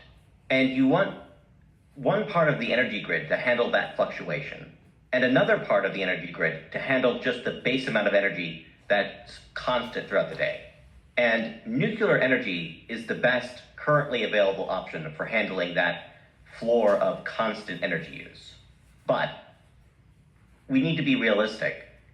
I wouldn't trust the government to invest a huge amount of capital and time into developing projects that we don't really have any local experience for in this region, and doing that on budget, on schedule, before more advanced energy storage technology for renewables comes along and takes nuclear's piece of the pie in that area. So it just seems kind of unnecessary to even think about nuclear at this point as a realistic option going forward. And SMRs there was a lot of hype around them, but people have been looking at how they're actually performing, and the estimates have been just getting worse and worse, less appealing over time. It's also worth noting that conventional nuclear reactors actually produce a lot less nuclear waste than SMRs do. So, while I'm hardly pessimistic on the real value of nuclear energy, like I said, if we were a rational society, I would have strongly supported constructing nuclear reactors even relatively close by. But that's just not the world we live in. And I think that I would have to oppose SMR development in the state of Washington and pretty much anywhere as more than an experimental project. So that's what I have to say. Thank you very much, Evan. Drew? Just real quick, my question is, what fuel does an SNR use versus what fuel does a conventional nuclear reactor use? Kevin? So the typical small modular reactor uses a newer fuel called HALEU, H-A-L-E-U. It is a more highly refined fuel. It is many steps closer to the kind of fuel that you would put in an atomic weapon. The concern then becomes, if we have small modular reactors in multiple locations, you have then a security challenge. You will probably already do anyway, because of nuclear material is quite valuable. And you can see terrorist operations, people wanting to get it to sell it on the black market, things like that. But now it's become closer to weapons grade. And then that material in multiple locations, you multiply the security challenges, you multiply the risks, you multiply the costs. And if you think about nuclear is already much more expensive than wind or solar, you just add all of those other costs and it becomes probably not the affordability solution. That's insane. So does your answer imply that both use plutonium? I'm not a chemist, I don't know. They use Yeah, they don't use it. Jeff, did you have? They use uranium, but I'm not a Okay, chemist. I'll just answer the Thank you. fuel question briefly. That's insane. To get these reactors to work, you use uranium. It has to be semi-enriched. In other words, you have to raise the level of U-235 so that your reactor pile will actually react. And the smaller modular reactor would require a higher concentration of the U-235 for that to maintain a nuclear reaction. Let's see. I also understand that some of these SMRs are using a technology where if the reactor gets too hot, the reaction stops. So they tend to be fail-safe. Furthermore, to go beyond this, I don't agree with anything Kevin's been presenting. He comes in here with his reports on why the nuclear power is just bad and wind and solar is good. Solar's fine if you put the panels on your roof. You know, if you don't mind having big windmills around, I guess you can do that. But like on a day like today, the sun didn't shine and the wind didn't blow, so you're not going to get anything. And I believe these SMRs can be viewed like a giant battery, if you will. You have a power plant, and you plug an SMR into it, and that gives you your heat source, and now you can run your steam turbines or whatever you're going to use.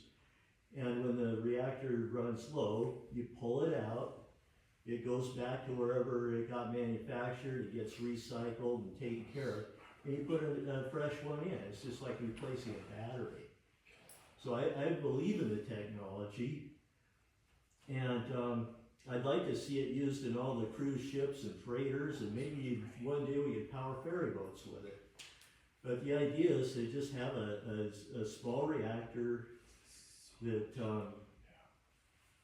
you know, you can mass produce, and you have a very reliable and in fact clean energy source. One of the things that doesn't get mentioned with these so-called renewables is the impact of creating it. If you want solar panels, you got to get all kinds of exotic materials. You got to have, you know, all kinds of mining activity to come up with that. Wind turbines, you know, but you got to anchor that thing with a giant block of concrete and then have a huge steel tower. By the time you get done building that wind turbine, the carbon emissions are very high. The solar panels, same thing. So, no, I'm very much pro-nuclear. I wasn't years ago because I was afraid of the waste issue, but when I understood the problem better, I realized that, you know, the nuclear waste is actually quite minimal in volume, and it's very easy to just put it away someplace. And they're also finding out now that they can make use of this nuclear waste. It's really not wasted unless you throw it away. It's a byproduct, and people are finding ways to use that byproduct. Thank you, Jeff. We have two on You know, but there are a lot more people with their hands up, and I have a sense there's a lot more discussion for this, but I want to reserve some time for the marine mammal discussion. Excuse me, you told us to wait to rebut things, and most of the discussion has been from those in that room, some more than once. I think it would be appropriate to let a few people that have other views express them. Well, thank you for that comment. We've had some diversity of views, which pleases me. I really turn to the council for guidance. We have about 25 minutes left. We have another item on the agenda, marine mammals. We could postpone this discussion to be continued at the next meeting. We could I would like to change. Excuse I have me. my hand up. Please don't interrupt. The options I see is we could postpone this to continue the discussion at the next meeting. Or we could not have any time to speak up for a marine mammal discussion tonight, and we have people who have prepared to talk about that too. Or we could give it some set amount of time to continue this discussion and then close it off. So I'll entertain some motion about how to proceed at this point. Yes, Greg? I would propose a motion that we do carry this over to another time, to another meeting, because there's a field of nuclear energy that's not even being spoken about here that we don't have time to deal with, and I think the marine mammals is important. So I would propose that we carry this over to be discussed at a future council meeting. Second. It's been moved and seconded. I second that motion. And that would be the April 16th meeting. Is there discussion on the motion to continue this discussion at our next meeting? Yes, Julie? Thank you. Just to keep it simple, because I have spoken once, I want to know whether we can make a distinction in voting, in deciding whether or not to vote about nuclear energy and how we feel about it in general, and technologies coming and going, and nuclear energy that's yet to be built in this country, and whether or not we want to go forward with that in this political environment. Right, Julie, let's talk about that. I don't mean to shut you off, but right now we're considering how to proceed. Like, should we continue this discussion at the next meeting, including that point? Or shall we go ahead with it now? What I'm suggesting is if we can make a decision based on just the climate we're in right now, politically, then maybe we could vote on it. Maybe not, I don't know. I'm just putting it out there I and see. now stop. Okay, thank you. Yes. Like please something go I ahead. haven't said anything. Ginny has really patiently been waiting through several callers and missed her turn several times, and I really feel that we should allow her to speak because I've been online watching, and she really has had her hand up and got skipped over about 3 times, and she has really patiently waited, and I do feel that we should give her a turn to speak. I appreciate that, and I like it that you're standing up for her. Right now, though, we have a motion on the floor. I'm sorry, Jenny. Maybe you'll get a chance to speak tonight or perhaps at a later time. We're trying to manage the whole of our meeting, not just this one discussion. Right now, we have a motion on the floor to continue the discussion of this next month. Is there anyone like to speak to that motion? Kevin? I would. There's a number of people here who also would like to talk to this motion. I would recommend that we take an alternative, is to extend the meeting duration if we feel that we want to cover both the motions, which I believe we should. So I would oppose the motion on the floor for that purpose. And for the sake of clarification, how long would you be proposing to extend it for? I would say at least 20 minutes. I will second the motion to extend the meeting so that everyone has a chance to talk. Oh, hold on a second, because that's fine, except there is a motion on the floor right now that we need to dispense with first. The motion is to continue this discussion at the next meeting. If you would rather extend this motion, vote no on that. So right now, I'd like to move to a vote on the motion to continue this discussion at the next meeting. All those in favor of that, please raise your hand.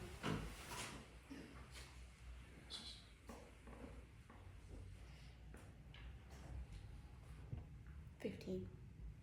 Please keep your hands up. Are you voting? Yes.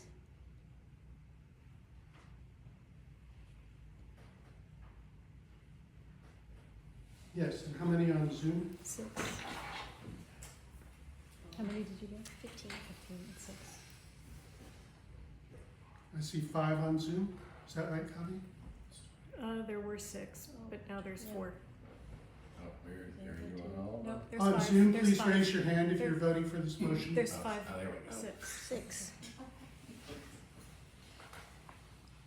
7. Oh, they're starting to vote. I see 6. 1, 2, 3, 4, 5. Please 6, keep your 7. hands up.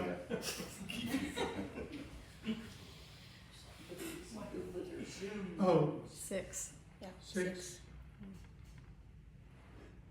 All those opposed, please raise your hand.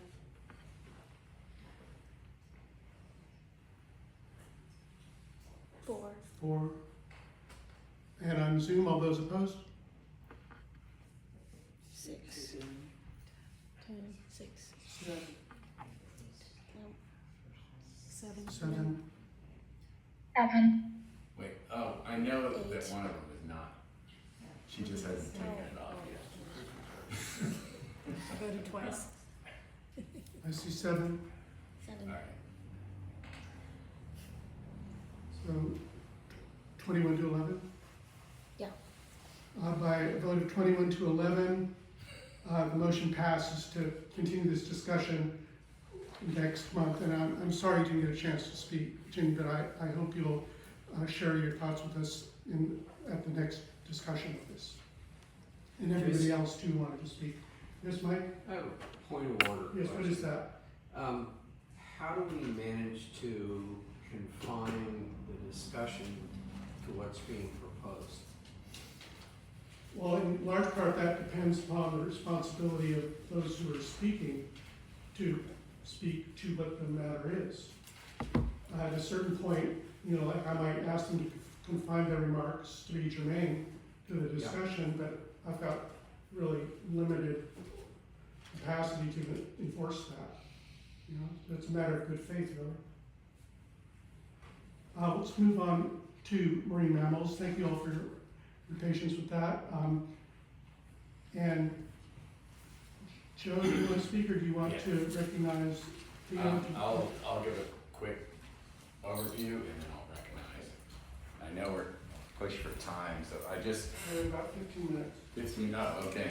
All right, I don't know how many of you all have read the motion. It's it's so that it's for Vashon Islanders to take a stand against the Washington state bills to allow hunting and I guess the killing of pinnipeds. And this is we looked deeply into this. We have a lot of we have a lot of points about why we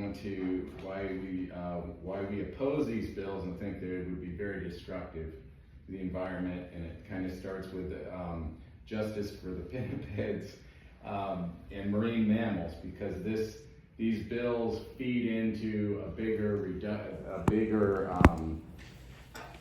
rewriting of the Marine Mammal Protection Act that protects all the marine mammals, and that these were pretty incredible legislation that came about during the 70s, 80s, in that era. A lot of them are under review, and they're calling it a modernization act, but it changes the verbiage to make it so, for example, right now where you cannot harass pinnipeds and whales and all these things, they want to change that to you cannot cause mortal injury. These would be very destructive. It lowers the thresholds for when any action is taken, and I think it would reverse the incredible progress that the Marine Mammal Protection Act has gotten us in the last 50 years. We also have an ecological point of view, and I'm going to defer to Teo for that. And I don't know if any of you read the Seattle Times, but there was an incredible article this Sunday by that was talking about the bigger picture of the North Pacific and the salmon fishery. And I think a lot of people don't understand this, but we're actually pulling more salmon out of the North Pacific than ever. People are fishing them from Russia, Korea, Japan, Alaska, United States, and we're not even the biggest fisheries. And what's going on with that and with the climate change is there's like competition between the different types of salmon. And so some of our endangered salmon are getting eaten up, or their food is getting eaten up, not only in the Puget Sound, but all through the North Pacific by a smaller, more, a faster developing salmon called pink salmon. Pink salmon are a wild salmon, but they're heavily bred, and that there's a whole what they call the trophic cascades effect, where the fish actually in huge numbers, 1 billion of these little guys, the pink salmon, are let loose by the Alaska hatcheries, and they go out in the sea and they go up ahead of everything, and they actually eat the food. They eat the food that the other salmon from that all have to share. And since we're pulling so many, we've created so many. There's so many salmon out there in the North Pacific. The pink salmon go on a biennial thing where they're big. They basically mature in 2 years. They're if you were to compare them to chickens, they'd be like an egg laying, they'd be an egg layer. I guess, or maybe if you were a meat chicken, there'd be a Cornish cross. And what they do is in 2 years, they grow up, they grow quickly, and they come back. They're very resilient to warmer weather as well. And they're pushing a lot of the salmon out, as well as they're actually, for some reason, orcas that really look like mostly Chinook salmon, won't eat pink salmon. Don't ask me why, anyway, there's a lot going on. I guess my point is there's a lot going on out there in this, I guess, is kind of somewhat emerging science that is shifting what's going on in the salmon world, and we want to take out the option of killing pinnipeds, because we think that would have a big impact on our on some of the progress we've made with the Marine Mammal Protection Act. They actually, when you talk about the big fishers of the ocean are humans right now when it comes to salmon. We've harvested, and like in 2023, we've harvested almost 8 million metric tons of salmon. Even in Washington State, there was like 10,000 tons of salmon caught, harvested, some of it exported. The seals, all the pinnipeds put together, and all the even the most highest estimates are basically between 200 and 300 of these metric tons of salmon. So you're talking degrees of magnitude different, and I feel like if we really want to protect these salmon, we need to reduce the amount we're fishing them out. And a second thing, I'll just wrap this up. There's other options for protecting salmon that we can push a little harder or a lot harder on that are human caused. And there is some legislation for that. Tire pollution causes deaths of salmon in streams. 6 ppEQ, it's an organic chemical inside tires to keep them resilient to sunlight. And when you drive around, dust of tires get out, and it gets in the waterways when there's rain and it floods them. It said in 15 minutes it can kill every salmon that it touches at a very small percentage, like somewhere in the parts, I believe in the parts per billion. Another thing I learned that I was kind of very alarmed about was the amount of lost gill nets and crab pots that are in the sound from fishing losses, and that continue to fall in the sound, you continue to have what they call kind of this ghost death effect, where fish keep getting stuck, and then there is some, they sell, or they're able to recollect some of them, but there's estimated there's still thousands of them lost just in the Puget Sound. And the other is crab pots, because it's astounding. In fact, they estimate that 10,000 of them are lost every year, and you have this ghost harvest. When a crab pot's stuck, the crabs go in, they start starving, they become bait for other crabs, and it fills up. And there's ways that we can regulate and reduce this by design of the crab pots, and that's not required. And those are the kind of changes we'd like to see first. And don't forget, pinnipeds do eat crabs as well.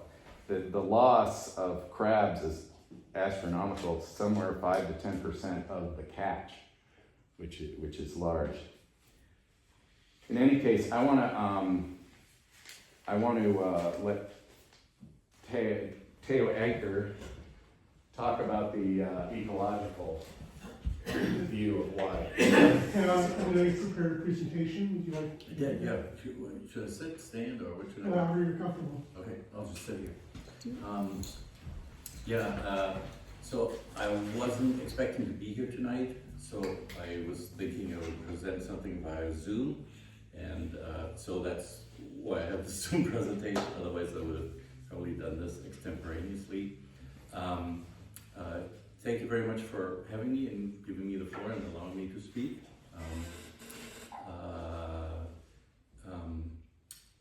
Thank you, Joe, for the overview. I want to make really clear what Joe's proposal is about. Not proposal, what do you put? Motion is about. See, I know nothing about these things. And what the motion is about. So there are two pieces of legislation in the Washington State legislature. One is in the House and one is in the Senate. They're basically the same. Could you go back to the beginning? Thank you. One is in the House, one is in the Senate. They both basically say the same thing. They would like to relax the Marine Mammal Protection Act so that seals and sea lions can be killed for the advantage of salmon, specifically Chinook, that are struggling. The Senate bill also would like to relax the Migratory Bird Protection Act. Both of those bills are what we call love letters to Washington, D.C., because if those bills pass, there's no action that Washington State can take by itself to relax the Marine Mammal Protection Act.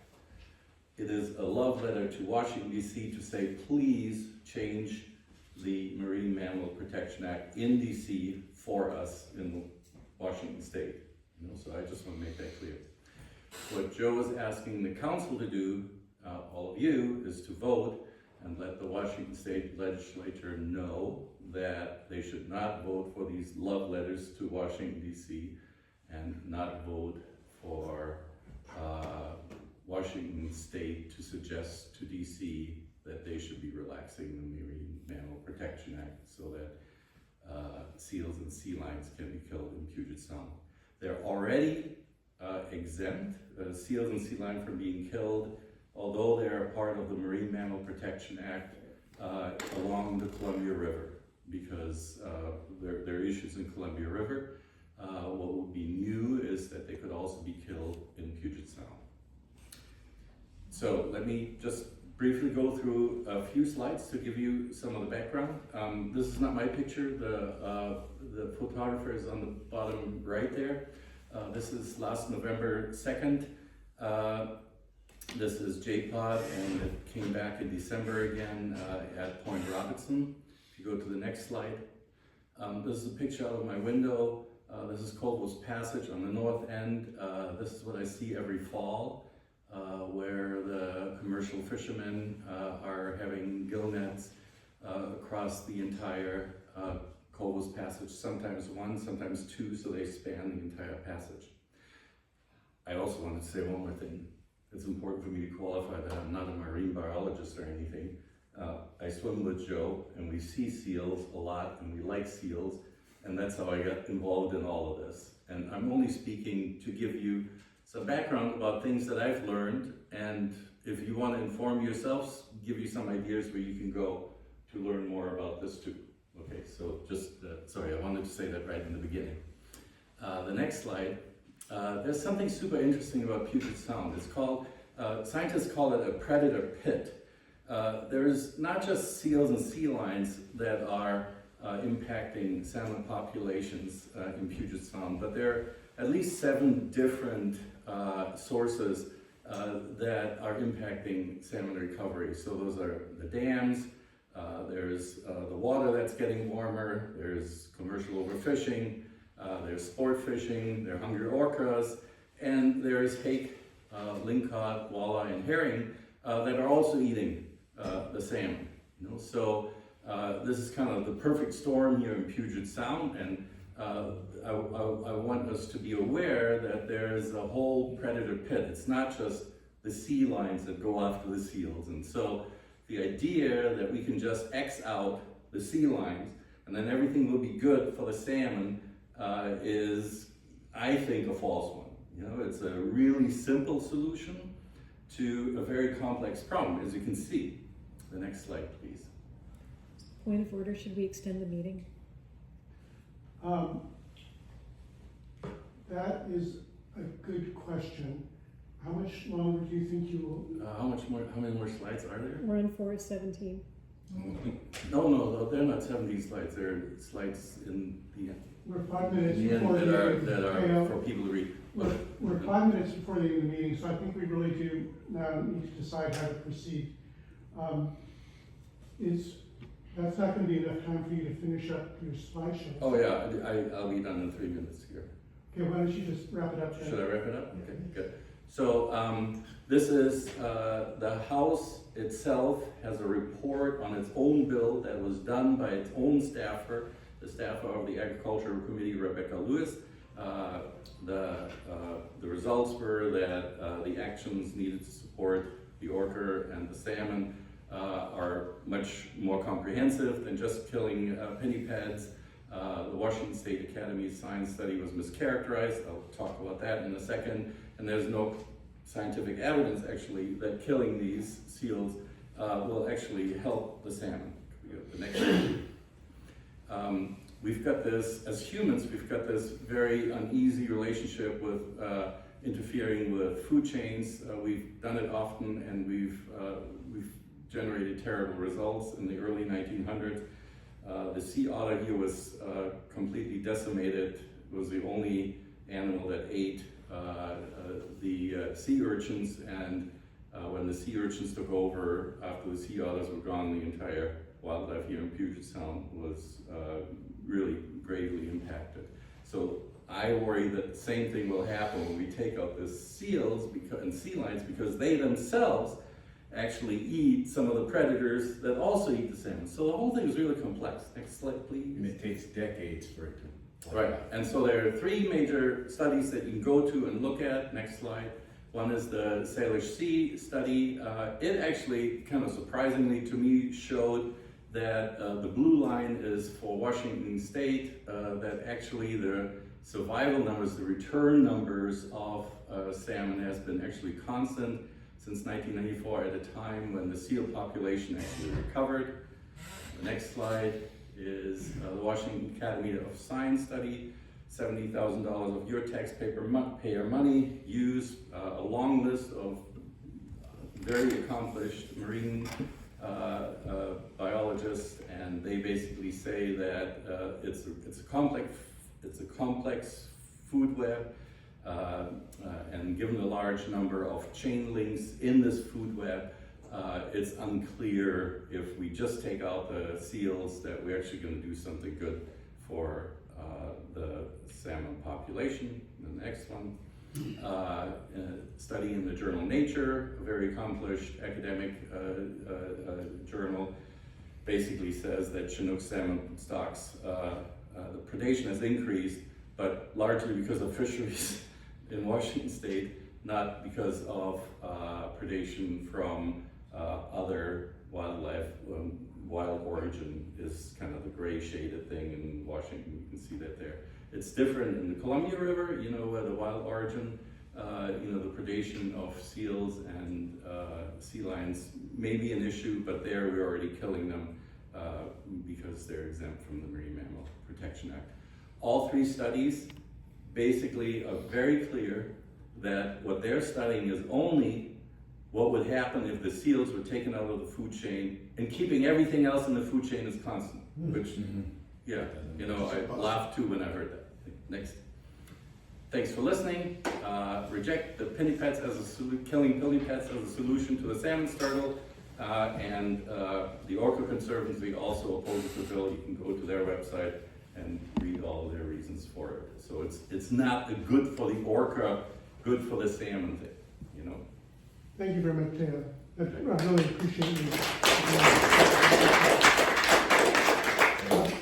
Joe, as I understand it, not just as I understand it, the legislature has concluded its session. Yeah. So this is not extremely pressing. Correct. And what I would suggest is that we continue this discussion in May, because we already have a couple other things in April, and I'd like to give enough time for us to discuss this more fully. Is that okay? That sounds reasonable. Is there a discussion?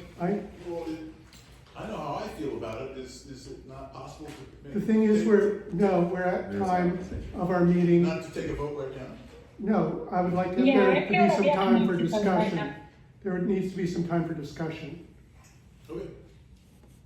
Is there a motion? I move to extend the meeting by 10 minutes. Okay, there's a motion to extend the meeting for 10 minutes.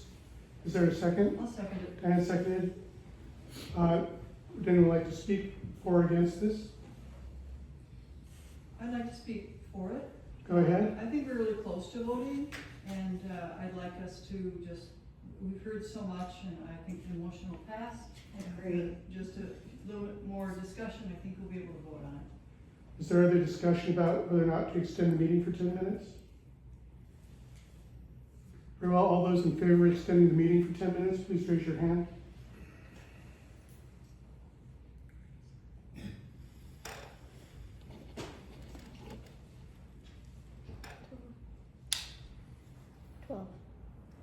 Please keep your hands up. Javi, are you raising your hand?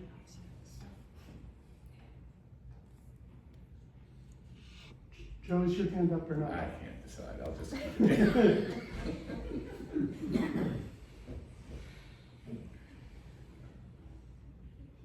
14. 14, yes. And on Zoom? 6. 6.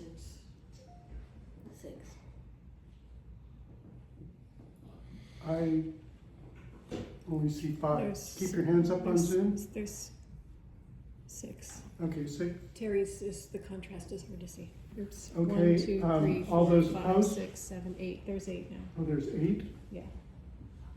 No, it went up to 7, down again. All those opposed? No one? 1, no. None opposed. Okay, we've extended the meeting for 10 minutes. Can I make a motion, we go straight to a vote? I To second. me, this is No. very well done. No, I would rule that out of order because in the democratic rules, that's not the way it works. And I also think it would be inappropriate without asking if anyone would like to speak, especially in opposition to this. Are there any speakers to this motion about the pinnipeds? Julie? I appreciate your discussion. Is it Theo? Say your name? Thank you.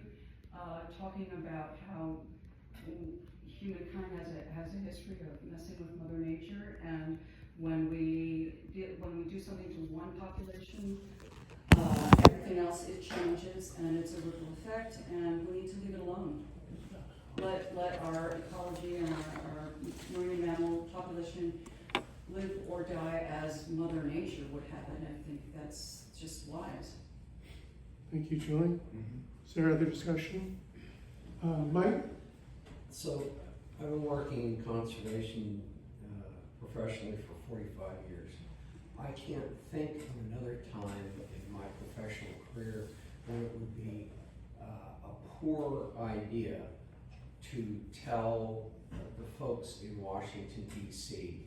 to potentially change existing well-regarded environmental legislation. Amen. Thank you, Mike. Did you wish to speak to this? One on Zoom. Yes, Rocky, please go ahead. This is a really tricky issue, and I appreciate all the information presented. But the only challenge I have that I really struggle with is that for an awful long time, the tribes were managing the fishery, including seal harvest. And I spent the last 20 years of my career working with tribes around the United States. And one of the big things that's been taken away from them is their ability to practice their traditional culture and harvest of food, harvest of animals as part of their culture.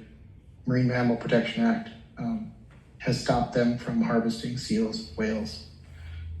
And that's had an impact on the tribes.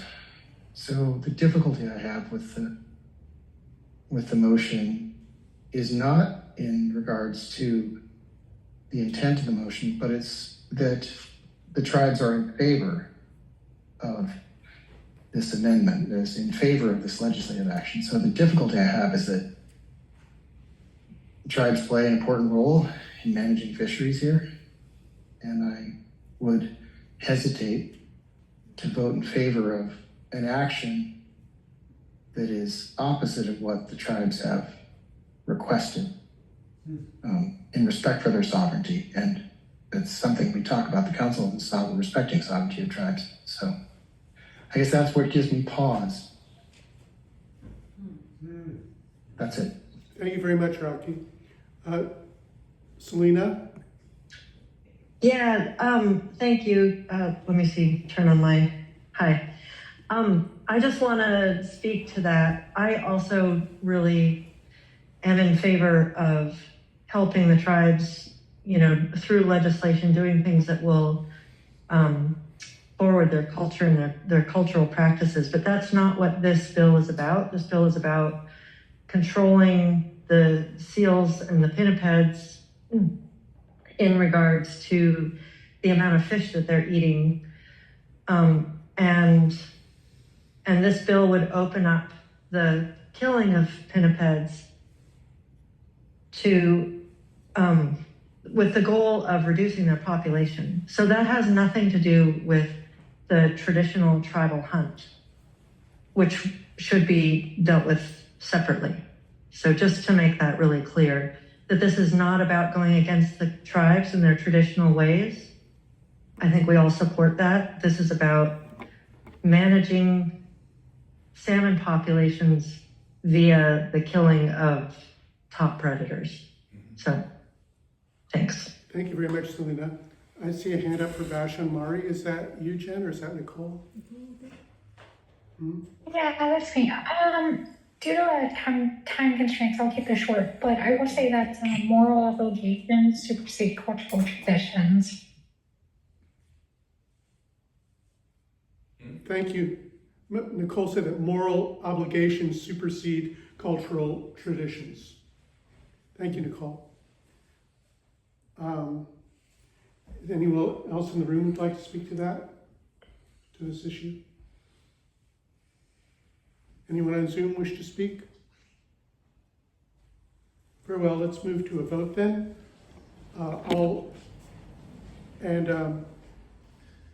Let's see. Joe, can you briefly state the motion? It's to ask our legislature not to request Washington to reduce the protections of the Marine Mammal Protection Act. Is that fair characterization? Yeah, well, so far they've been reintroducing these bills every season. These just during this process. I'm just asking what we're voting on. Yeah, we're voting on, yes. We're asking them not to do this. Okay. We don't, the vote is if you don't want the Marine Mammal Protection Act to be weakened, vote yes. Yes. Correct. Okay, all those in favor, please raise your hand.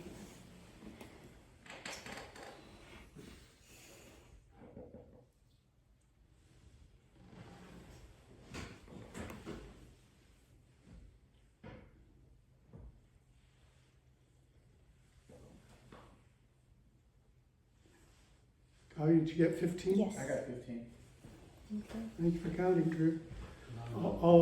I'm counting Zoom now. I got 9. 9. 9. No, there's 10. This one, the contrast is hard to see. Oh, I wasn't seeing that. 4, 5, 6, 10, 7, 8, okay. 9, 10. So that's 15 plus 10 is 25. Mm-hmm. All those opposed, please raise your hand.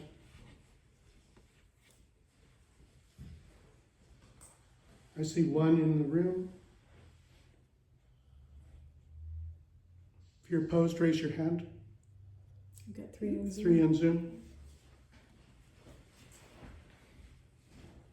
So 4. 4. So by a vote of 25 to 4, the motion carries. Thank you all very much. Thank you, Joe.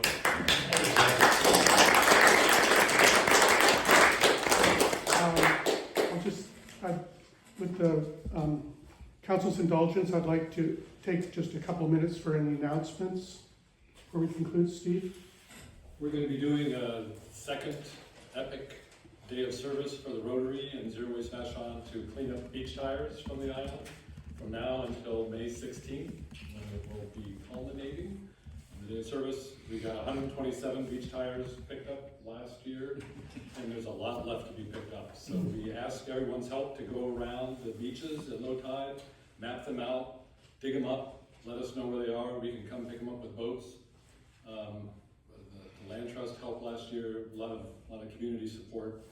And you already mentioned the importance of 6 ppbq in killing our coho and parts per trillion concentrations. And it's because of these tires that the state put out in reefs underneath Puget Sound, 34 reefs, each with 10,000 tires. They're now coming loose and washing up on our beaches. So we're trying to get rid of these and protect our environment. So thanks for all your help with that. Thank you, Steve. Thanks for your work with that and the Rotary Club too. It's wonderful. Lynn? I'm Lynn Kerrigan, and I'm following up very quickly on some Thunderbird updates because we're trying to build a good community partnership with them, and have thought about extending an invitation to have them come to these meetings. And I think that the answer that I've gotten from Liz Ilg, who is the Friends of Thunderbird representative, is that they're so thoroughly working on their permitting and construction process. They're not willing to be involved in any other community projects right now, but they extend an invitation for us to look at their own website. I think Thunderbird has its own website that has updates. If you look at thunderbird.center, it has a HTTPS website. There's lots of information on that. There is a Seattle Indian Health Board update on the Thunderbird Center, which is sihb.org website. And they are doing a job fair here, April 15th and April 18th, with 25 to 30 jobs that will be available. And you'll hear more information about that, but that's upcoming. And I wanted to make sure I was mentioning this update because those dates will precede our meeting next month. So April 15th and 18th. So they are reaching out to us and wanting to be more engaged with us, but they're staging their own processes and trying to get the opening, which is due in July. Excuse me, our meeting is April 16th. Okay. Next month, so one of those two Right, days one of is those job after. fairs will have happened and one is the next couple of days, right? Thank you. Liz also mentioned there's a Friends of Thunderbird organization that you're invited to Yes, attend. everybody, thank you. Everybody is invited to just sign up, and that's for free. And there's a every 6-week newsletter that you can, hear what they've been up to. And it's just friendsofthunderbird.org. Thank you very much, Lynn. The sign up is just an easy submit with your email. Are there other announcements? Yes, Craig? April 15th, the Zero Waste will be having a presentation of a movie here. 12th? No. The 15th was what I scheduled. It'll be a Tuesday, right? There's two different zero waste meetings. One is April 12th on toys and plastics at the community Lutheran church. Greg, you want to finish what you were saying? At any rate, April the 15th, we're going to be showing a movie which is called Buy Now. It will give you an idea of why Amazon knows what you want before you want it. Yeah. And it'll be here at 5 o'clock. Actually, excuse me, 5:45. Because we'll be doing a setup. But yeah, you're all welcome. And, we'll have some 5:45 yeah. on April 15th.